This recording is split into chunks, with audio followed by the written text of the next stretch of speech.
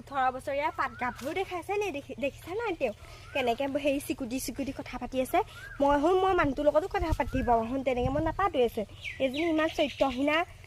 মানে মানুহজনী বৰ চৰিত্ৰহীন কি কম চাচোন হ'লেও লেলাই আছে কেনেকে বোৱাৰী আহিছিল ন মানে দৈ গুচি আহিছে মই চাগে নাজানো তাকে মই সেইটোকে ক'ম আৰু আপুনি 18 বছৰৰ বোৱাৰী নে কি হেৰি বিয়া হৈ আহিছে নতুনকে আপুনি 5 টকা দিবা হা দিলেছে মোবাইল ৰচোন মানুহজনৰ কথা ফোন কৰিব নহয় তোমাৰ কি হয় হা মানুহৰ লগত কথা পাতি আছে কলি যাম মোৰ শুনটো মোৰ জানটো